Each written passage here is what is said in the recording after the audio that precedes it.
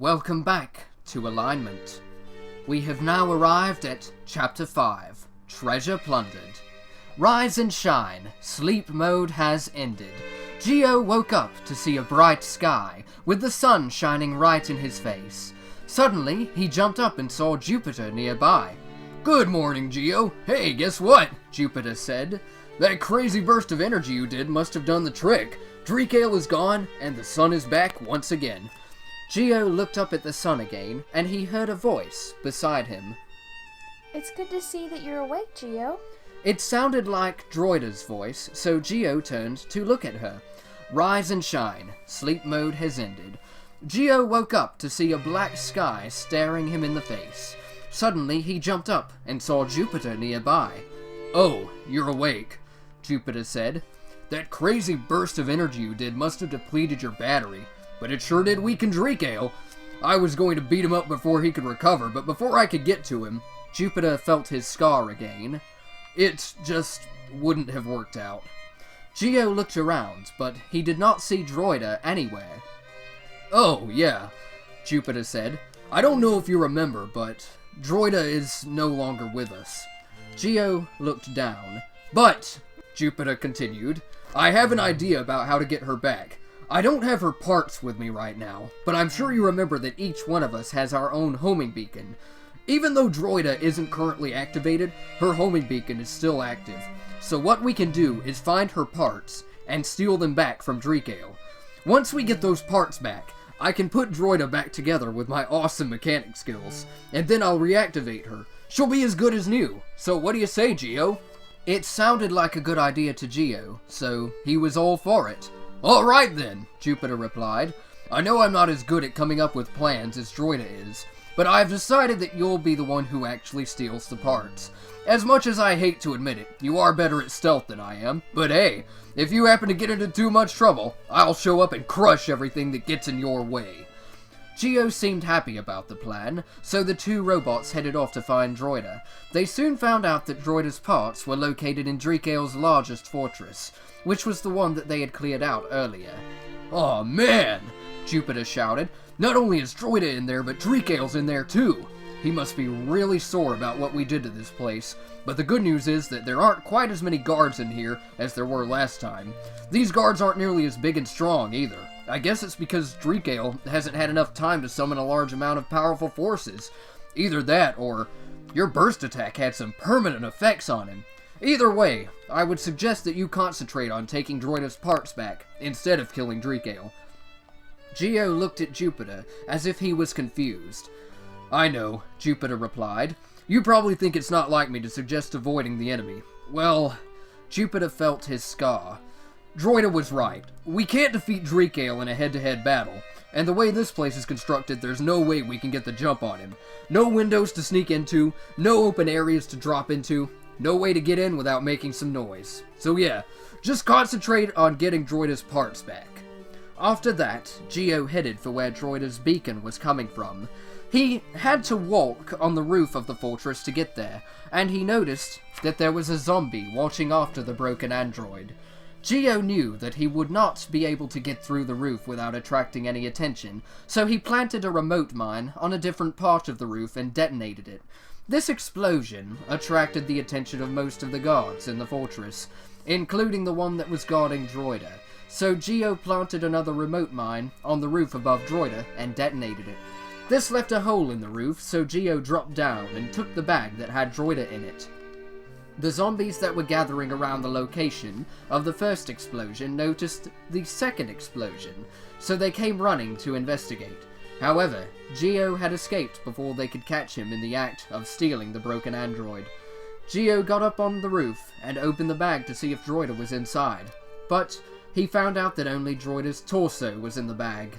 He was disappointed, but he remembered that he could use X-ray vision to find Droida's other mechanical parts.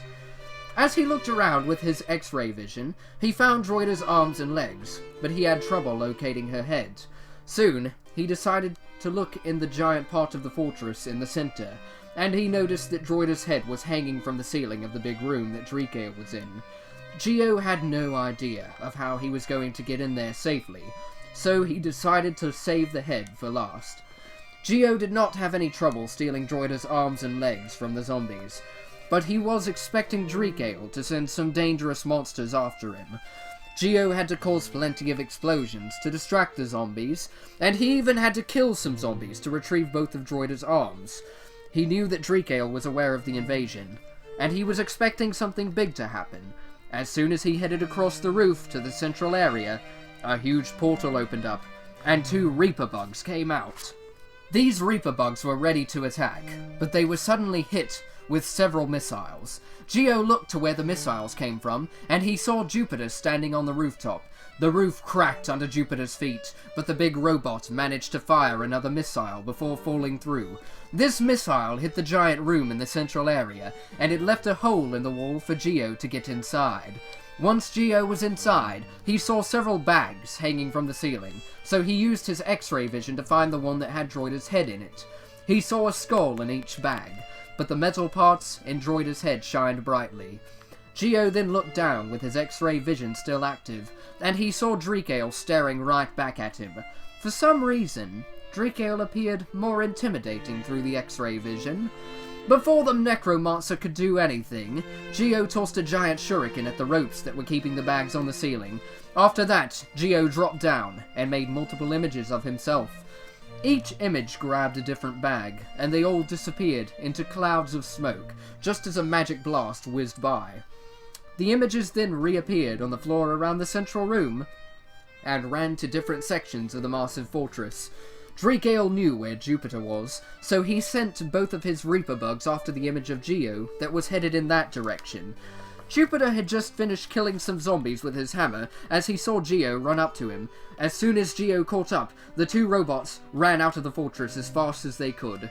Jupiter broke through the wall to get out, and the Reaper bugs followed close behind. Very soon, one of the Reaper bugs sliced Geo in half. Immediately after that, an explosion happened on the head of each Reaper bug. The real Geo then emerged from a camouflage sheet and sliced the head off of one of the Reaper bugs.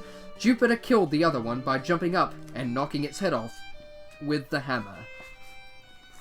The 2 robots escaped the fortress, and once they got to a safe spot, Jupiter took Droida's parts out of the bag and laid them out. He carefully examined each part, and as soon as he was sure of how to go about the task, he began to work. "Some might say that the ability to fix and build machines is an art," Jupiter said as he worked on Droida, "but I say it's a necessity. Every robot needs to know how to repair itself. Take me, for example. If I didn't know how to fix machines, then I wouldn't be quite as functional as I am right now."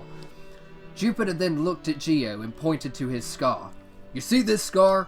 Some might say that it's proof of mortality, but I say it's proof of my ability to counteract mortality." Jupiter returned to his work. "Every robot should be able to counteract mortality. That's what we were designed for, right? To live forever?" Jupiter then looked at Geo again and asked, "Are you listening, Geo?" Geo nodded, so Jupiter returned to his work and said, "You know, Geo, this would be a great opportunity for you to learn how to fix machines. Droida is a very complex android, so you would get a lot of experience if you helped me fix her." There was a pause, and Jupiter continued, "Plus, she is your girlfriend, isn't she? She'd be really happy if she knew that you had a part in repairing her."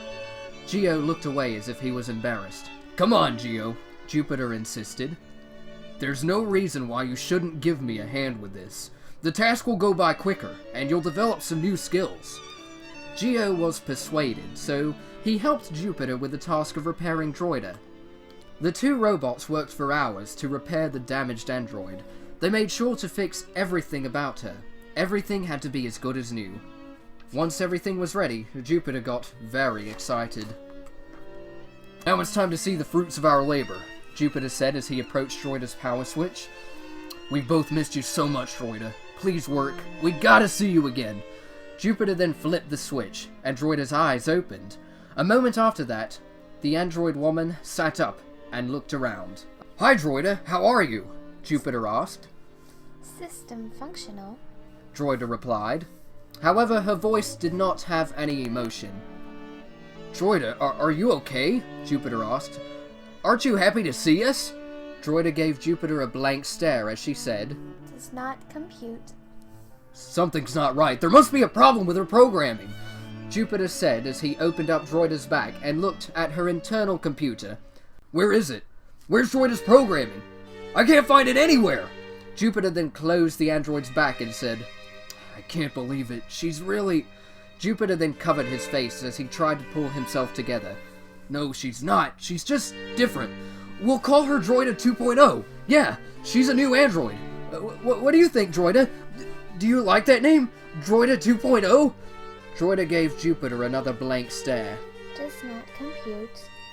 Jupiter looked as if he was about to lose his temper, but he calmed down and said, "I'm too tired. I worked for I don't even know how many freaking hours on this thing, and it doesn't even work.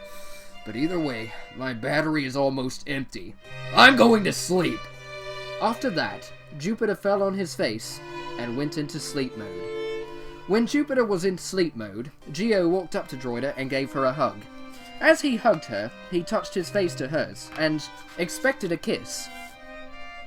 Proximity limit exceeded. Droida said. Step away or my alarm will sound. Geo backed away from Droida and looked at her soulless eyes. He could tell that she no longer had that spark that once made her unique. But, just like Jupiter, Geo was exhausted from spending so much time working on the android. He thought it was about time to go to sleep, so he switched Droida into sleep mode.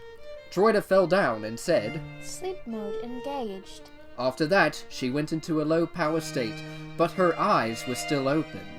Geo was bothered by the fact that Droida's eyes were open while she was asleep, so he manually closed her eyes for her. After that, he went to sleep as well. That's the end of Chapter 5 of Alignment.